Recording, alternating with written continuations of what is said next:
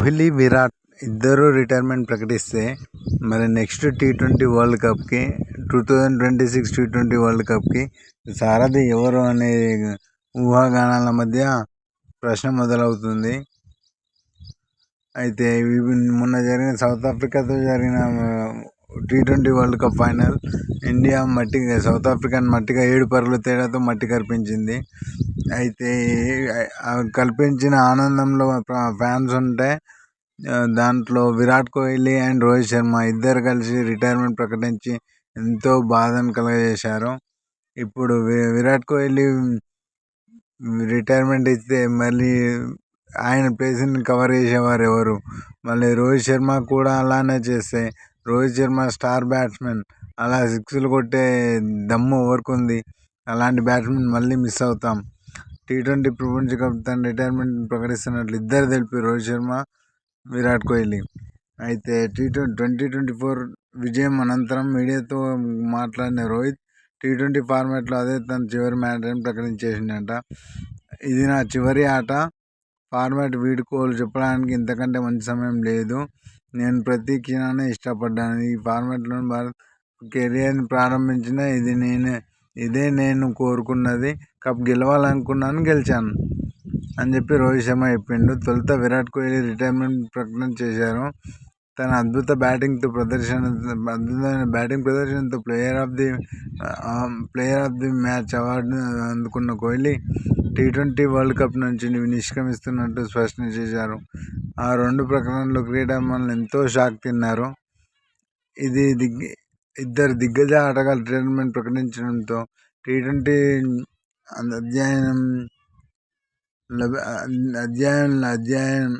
అధ్యాయం లిఖించేందుకు సిద్ధమవుతున్న భారత జట్టు నడిపించే చర్చ మొదలైంది. ఈ నేపథ్యంలో భారత్, శ్రీలంకల మధ్య జరగబోయే T20 వరల్డ్ కప్ 2026 ఫైనల్కు భారత జట్టుకు సారథ్యం ఎవరు వహిస్తారు అని చెప్పి అనుకుంటున్నారు. అయితే ఇప్పుడు ఇందులో 4 పేర్లు వినిపిస్తున్నాయి. ఒకటి హార్దిక్ పాండ్యా, జస్ప్రీత్ బుమ్రా, సూర్యకుమార్ యాదవ్, రిషబ్ పంత్. పాండ్యాకి పగ్గాలు. ఫస్ట్ హార్దిక్ పాండ్యా. T20 ఫార్మాట్లో హార్దిక్ పాండ్యా తదుపరి ఫార్మాట్లో కెప్టెన్గా ఎంపికయ్యే అవకాశం ఉంది. భారత ఆల్రౌండర్ ఎంపికైన హార్దిక్ పాండ్యా గత ముంబైకి T20గా వ్యవహరించిండు. తర్వాత ప్రపంచ కప్లో కూడా అద్భుత ప్రదర్శన చేసిండు హార్దిక్ పాండ్యా. బుమ్రా వచ్చేసరికి మంచి బౌలర్, ఎక్సలెంట్ బౌలింగ్తో పాటు మంచి బౌలింగ్ చేసే నైపుణ్యం కూడా ఉంది. అలానే జట్టును కూడా నడిపిస్తాడని చెప్పి భావిస్తున్నారు. తర్వాత వచ్చేసరికి సూర్యకుమార్ యాదవ్ ఏంటంటే మంచి బ్యాట్స్మెన్, సిక్సర్ల రోహిత్ శర్మను రీప్లేస్ చేసే కెపాసిటీ సూర్యకుమార్ యాదవ్కు ఉంది. సో అందుకనే సూర్యకుమార్ యాదవ్ను కూడా కెప్టెన్సీగా మళ్ళీ పేరు పైకి వచ్చింది. బ్యాటింగ్ మొన్న T20లో అద్భుతమైన బ్యాటింగ్ ప్రదర్శన చాలా బాగుంది.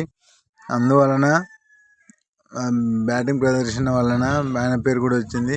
అలా ఇదిలా ఉండగా రిషబ్ పంత్ ఇకపోతే రిషబ్ పంత్ ఏంటంటే కెప్టెన్సీ పోటీలో ముందున్నాడంట.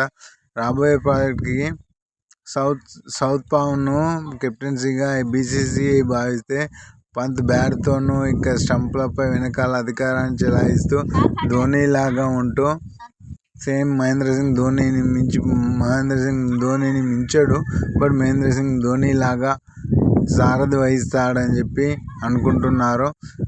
IPL కెప్టెన్సీ అనుభవంతో రిషబ్ పంత్ రిజర్వ్ ఉండడం